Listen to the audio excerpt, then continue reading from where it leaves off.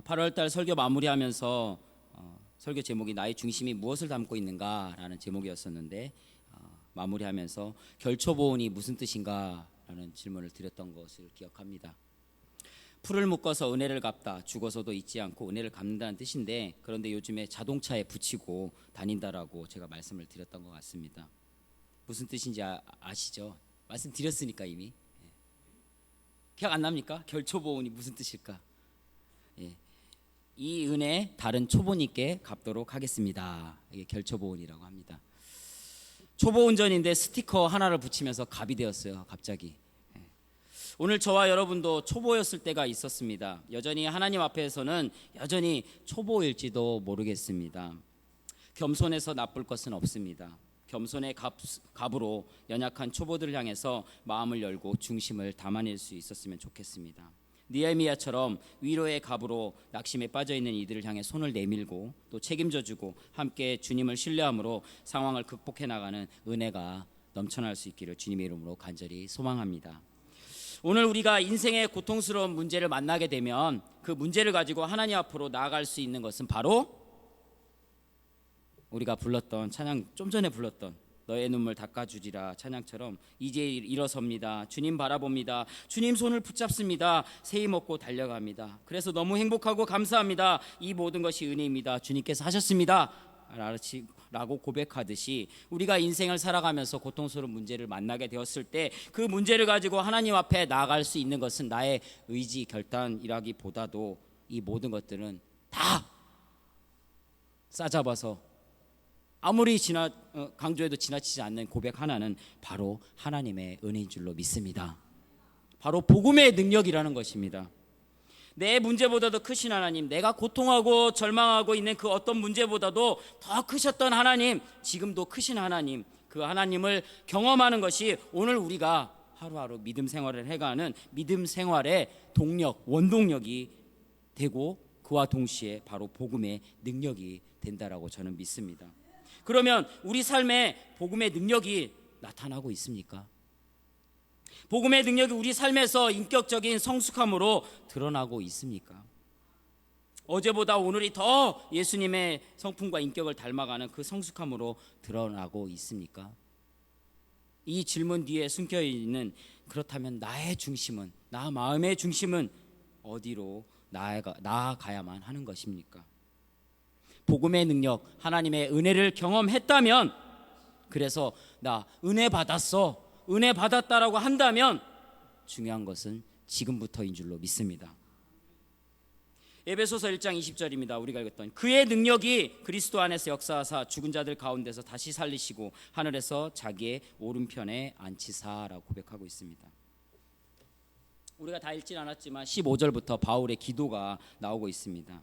지혜와 계시의 영을 부어주셔서 누리게 되는 유익함에 대해서 부르심의 소망을 알게 되었고, 기업의 두 번째로 기업의 영광의 풍성함이 어떠한 것인지 또 알게 되었고, 세 번째 하나님의 능력이 얼마나 큰지 그 능력의 크심을 알게 되었다라고, 알게 되기를 구한다라고 바울은 기도해 놓고 있습니다. 그런데 오늘 본문의 말씀에서는 특별히 하나님의 능력이 어떠한 능력으로 드러나고 있는지 말씀해 주고 있습니다.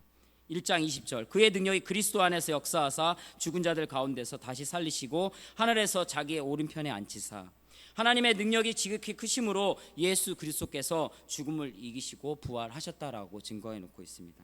그런데 여기서 중요한 것은 그렇게 죽음의 권세를 이기신 예수님이 어디로 그 영향력을, 그 에너지를, 그 능력을 펼치고 어디로 흘려보내기를 원하고 계시는가라는 것입니다. 바로 1장 21절에 기록되어 있습니다. 모든 통치와 권세와 능력과 주권과 이 세상뿐 아니라 오는 세상에 일컫는 모든 이름 위에 뛰어나게 하시고, 여기 세상이라는 단어가 두 개가 나오고 있습니다.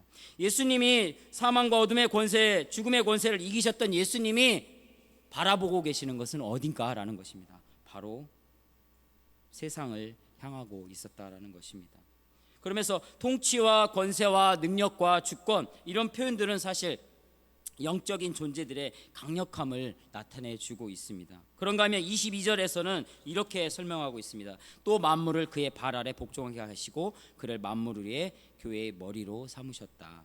무엇을 강조하고 있습니까? 예수 그리스도가 교회의 머리가 되시기도 하시지만 동시에 만물의 통치자요, 온 세상을 다스리시는 주권자가 되신다라는 말씀인 것입니다. 골로새서 1장 18절에도 이 내용과 비슷하게 기록되어 있습니다. 골로새 1장 18절에도 보면 그는 몸인 교회의 머리시라.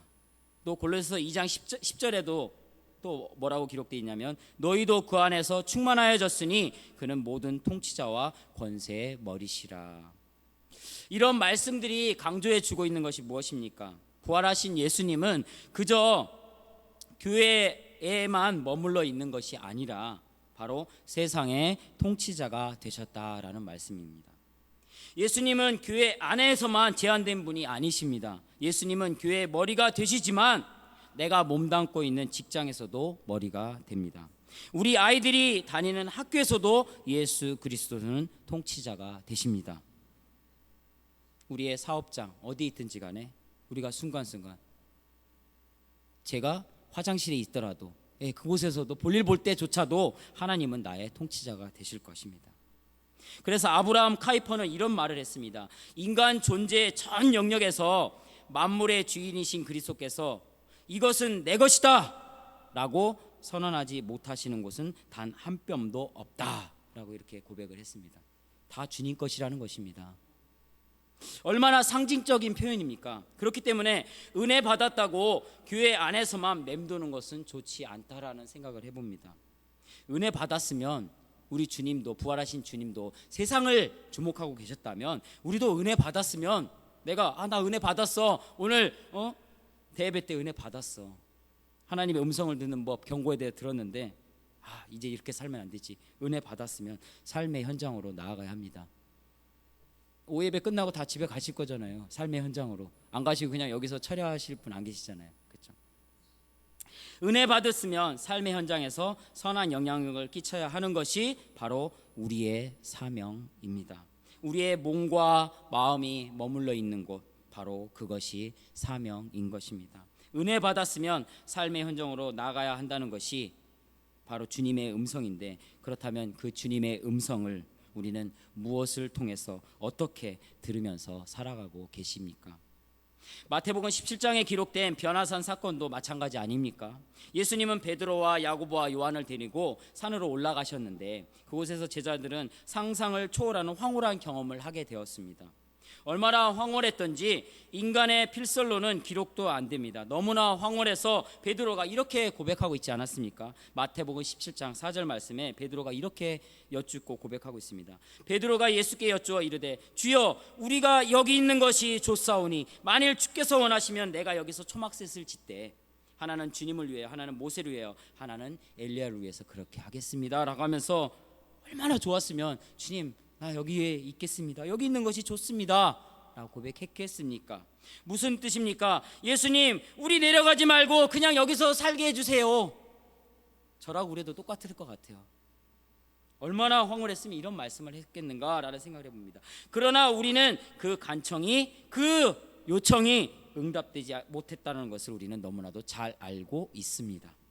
결국은 아쉬움을 뒤로하고 베드로를 포함한 3명의 제자는 산을 내려왔습니다. 그런데 황홀한 산에서 내려오자마자 얼마나 복잡한 사건이 그들을 기다리고 있었습니까? 마태복음 17장 15절 16절에 기록되어 있는 말씀을 보면 주여, 내 아들을 불쌍히 여기소서. 그가 간질로 심히 고생하여 자주 불에도 넘어지며 물에도 넘어지는지라. 내가 주의 제자들에게 데리고 왔으나 능히 고치지 못하더이다. 간질 걸린 그 복잡한 사건이 기다리고 있었습니다. 예수님과 제자들이 왜 그 황홀한 변화산에서 내려올 수밖에 없었습니까? 아니, 다시 질문해서 왜 내려와야만 했겠습니까? 그것은 해야 할 사명이 기다리고 있었기 때문이라고 생각합니다. 은혜 받은 우리가 마음에 담아야 할 중요한 포인트가 바로 이 말씀 속에 있다라고 생각되어집니다. 찬송가의 가사도 나오지만 밤 깊도록 동산에서 세상과 나는 강고도 없고 주님과의 황홀한 영적 교제를 누리면서 세상의 더러운 오염 하나 내게 영향을 미치지 않는 수도원 같은 삶을 주님은 원하지 않으셨습니다. 비록 때로는 죄악에 걸려 넘어지기도 하고 능력이 나타나지 않아서 사람들을 조롱하기도 하지만 유혹에 넘어져 비참해지기도 하고 이런저런 아픔이 있는 것이 현실이기는 하지만 주님은 우리의 무대를 청아한 동산이 아니라 바로 열악한 삶의 현장으로 삼기를 간절히 원하고 계신다라고 생각되어집니다. 이런 예수님의 마음이 담겨 있는 말씀 중에 가장 비유에 적절한 말씀은 마태복음 5장 13절 16절에 바로 빛과 세상의 빛과 소금의 모습이라고 생각합니다. 너희는 세상의 소금이니 소금이 만일 그 맛을 잃으면 무엇으로 짜게 하리요? 후에는 아무 쓸데없어 다만 밖에 버려져 사람에게 밟힐 뿐이니라. 너희는 세상의 빛이라. 산 위에 있는 동네가 숨겨지지 못할 것이요 사람이 등불을 켜서 말 아래에 두지 아니하고 등경 위에 두나니 이러므로 집안 모든 사람에게 비치느니라. 이같이 너희 빛이 사람 앞에 비치게 하여 그들로 너희 착한 행실을 보고 하늘에 계신 너희 아버지께 영광을 돌리게 하라. 주님이 강조하시는 포인트가 무엇입니까? 너희들의 믿음이, 너희들의 영적 충만함이 교회 안에서만 작동되어서는 안 된다라고 말씀하고 있습니다. 세상에서 영향력을 발휘해야 한다라고, 영향력을 끼치면서 살아가야 한다라고 말씀하고 계십니다. 오늘 우리가 은혜를 갈망하는 태도도 중요하지만 나 은혜 받아야 돼 라고 하는 그 태도, 마음의 자세 무엇보다도 중요하죠. 그렇지만 중요하지만 그 은혜의 에너지를 삶의 현장으로 변화시키기 위해서, 흘려보내기 위해서 내 삶의 자리에서 부단히 애쓰고 몸부림치면서 그렇게 하는 것이 더 중요한 줄 믿습니다. 그렇다면 이런 기도의 내용은 어떻습니까? 하나님, 우리의 어린 자녀들이 대한민국의 부패한 정치계를 흔들 인물로 쓰임받게 하여 주시옵소서. 경제계를 뒤집는데 은혜 받은 우리 아이들을 사용해 주십시오. 혼란한 교육계를 변화시키는데 우리 아이들을 사용해 주십시오. 진실이 왜곡된 언론계를 변화시키는데, 또 성적인 타락의 끝에 선 문화와 예술계를 변화시키는데 우리 아이들을 좀 사용하여 주십시오. 긍휼히 여겨 주십시오. 이런 기도는 어떻습니까?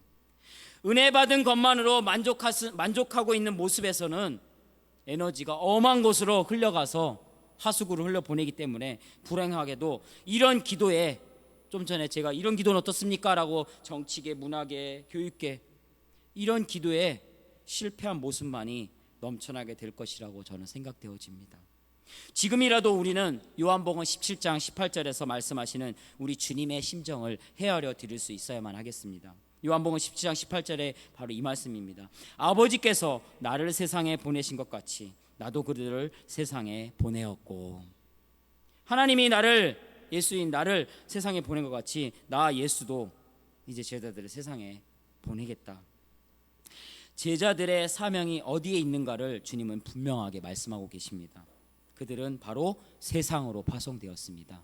저와 여러분도 마찬가지 아니겠습니까? 자기들끼리 알콩달콩 사는 것이 주님의 부르심의 목적이 아니라는 것입니다. 그렇다면 여기에서 세상으로 파송되었다라는 말은 무엇을 의미하는 것입니까? 몸은 세상에 발을 딛고 살아가고 있지만 세상에 속하지 않은 인생이 되는 것입니다. 왜? 우리의 정체성은 이 세상의, 이 땅의 아들딸들이 아니라 바로 하나님의 아들딸, 하나님의 자녀라는 이 정체성을 갖고 파송되었기 때문입니다. 그러면 오늘 우리가 살아가야 할 힘, 그 힘이 필요한 이유, 진정 성령 충만해야 하는 이유, 그게 어디 있다라고 여러분들은 생각하십니까? 요한복음 20장 21절 22절입니다. 예수께서도 이르시되 너희에게 평강이 있을지어다. 아버지께서 나를 보내신 것 같이 나도 너희를 보내노라. 이 말씀을 하시고 그들을 향하여 숨을 내쉬며 이르시되 성령을 받으라. 나도 너희를 보낸다라고 하면서 성령을 받으라라고 말하고 있습니다. 이 말씀을 보면 부활하신 예수님이 제자들에게 성령을 주시는 동기, 이유, 목적이 바로 세상으로의 파송과 연관되어 있음을 우리는 정확하게, 명확하게 볼 수가 있습니다. 그렇기 때문에 성령 충만은 하나님의 부르심 앞에서 사명과 임무를 띠고 세상으로 나아가는 자들에게 주시는 하나님의 축복의 선물인 줄 믿으시기를 간절히 바랍니다. 우리 천성교회가 주일날 예배 잘 드린다고 소문난 교회가 되기를 간절히 원합니다. 나아가서 그렇게 예배의 기쁨을 누린 성도들이 옛사 동안 세상 곳곳에서 빛과 소금의 역할을 넉넉히 감당하기를 간절히 원합니다. 감사한 것은 실제 이런 삶을 살아내는 성도들이 많다라는 사실입니다. 말씀을 준비해서 그런 생각을 했습니다.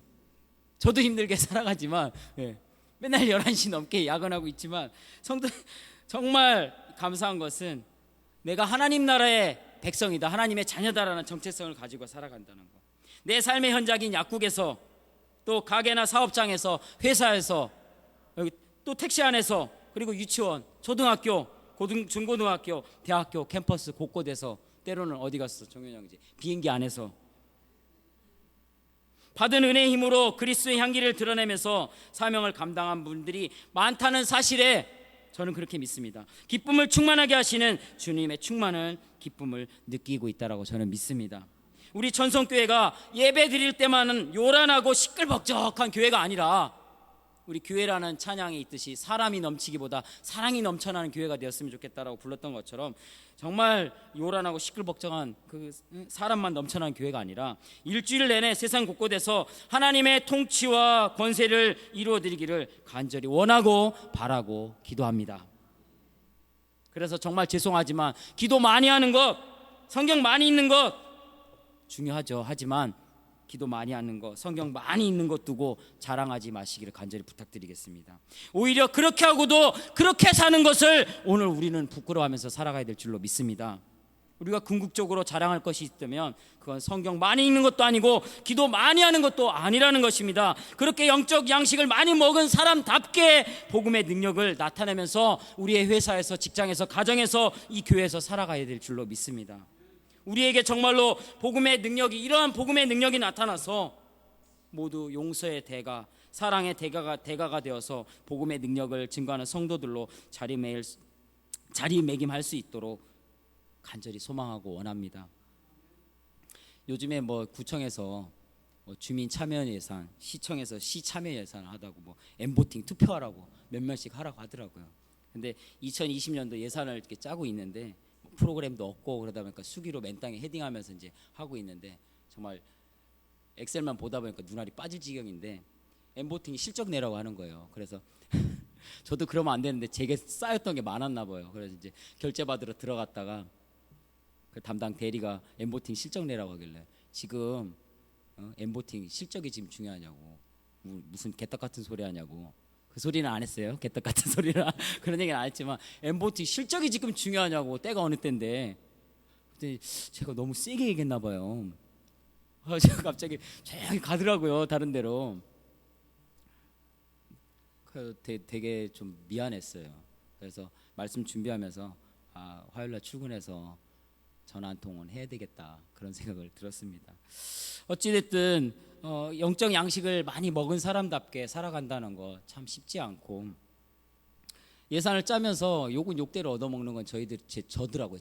저희들이 아니라 저예요. 제가 짜고 있으니까. 내년 2020년 예산을 짜는데 10%를 넘기지 말아라고 하면서 기껏 다 짜놨더니 구청에서 이제 단가표 내려왔다고 그래. 또 수정하고 있고. 그래서 금요일 날도 11시 넘게까지 하면서 금요기도회 하고 있겠지, 차라리 거기 가는 게 낫겠다 그런 생각도 하면서, 정 목사님 또 목에 힘줄 드러내면서 그냥 피 터지게 고래고래 소리 지르면서 아마 설교하고 찬송인도 하고 있을 때 그런 생각도 들었는데, 정말 영적 양식을 많이 먹은 사람답게 영적인 관점으로 행동하고 산다라는 건 참 쉽지 않지만, 중요한 것은 오늘 우리가 주보에도 나와 있지만 10월 27일 날 홈커밍 데이를 한대요. 남일이 아니라 홈커밍 데이를 한다고 하는데, 영적인 양식을 많이 먹은 사람답게 우리의 정말 가족들부터 좀 끌어당기고, 그다음에 주보에 그렇게 기록되어 있더라고요. 교회를 거쳐 가셨던 분들 중에서 모셔서 같이 예배드렸으면 좋겠다, 그런 얘기들을 합니다.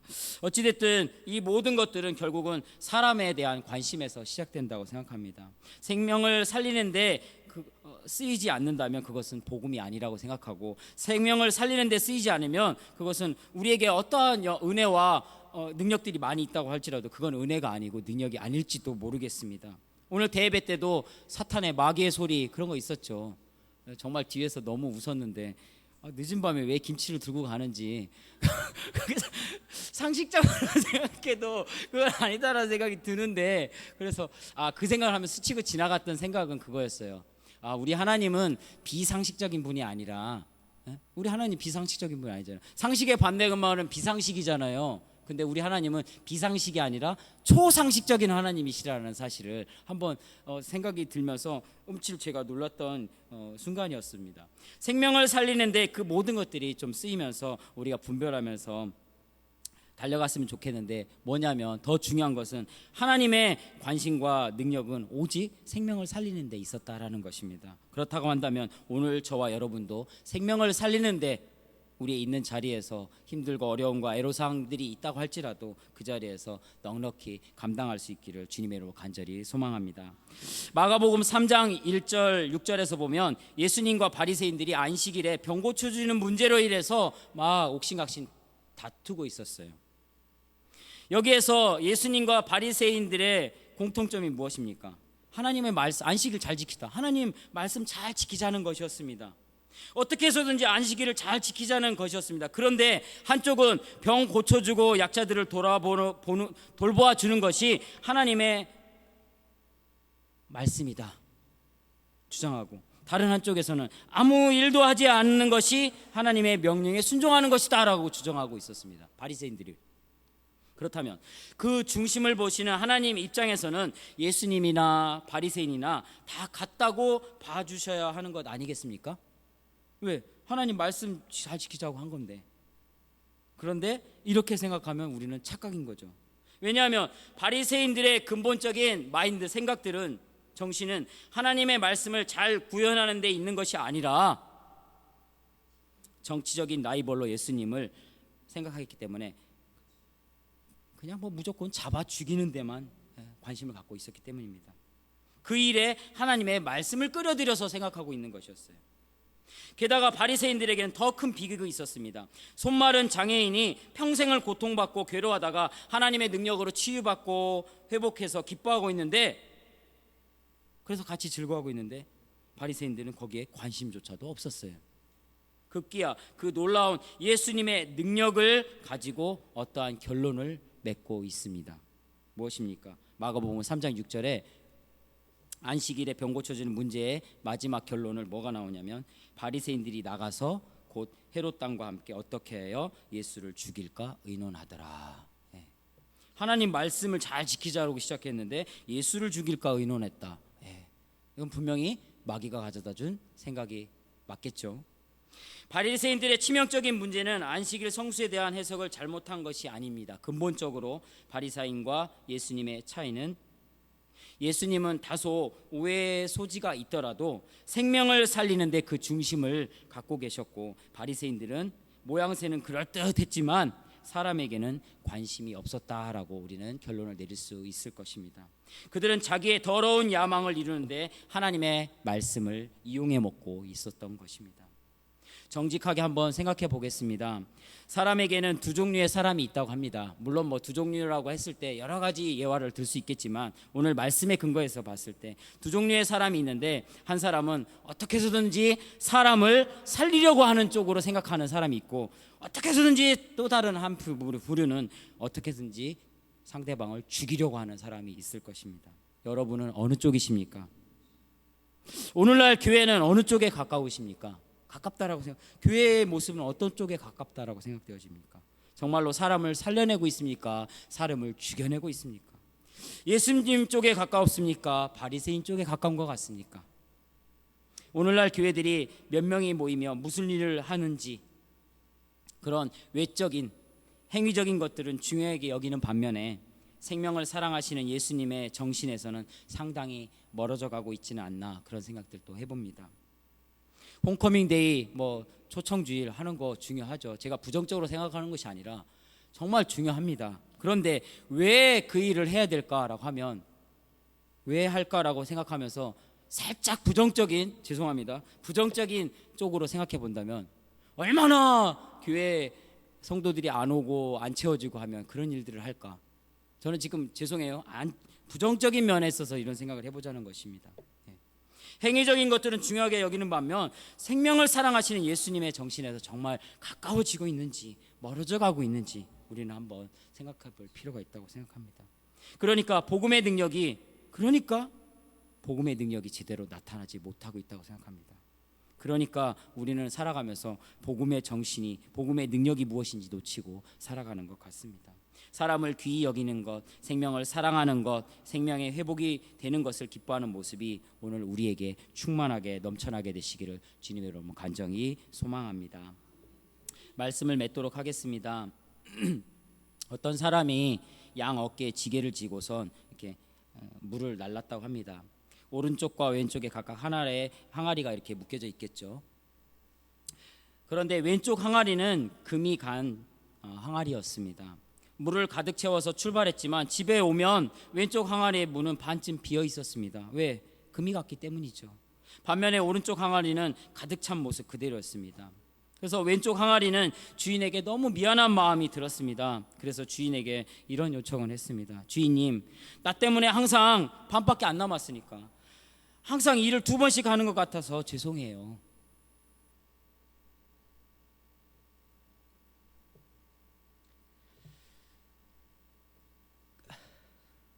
금이 간 나 같은 항아리는 버리고 새 것으로 쓰세요. 그때 주인이 금이 간 항아리에게 이렇게 말했습니다. 나도 내가 금이 간 항아리라는 것을 알고 있단다. 내가 금이 간 것을 알면서도 일부러 바꾸지 않았단다. 그러면서 주인이 그 금이 간 항아리에게 이렇게 말했습니다. 야, 여태까지 우리가 지나온 양쪽 길을 바라봐라.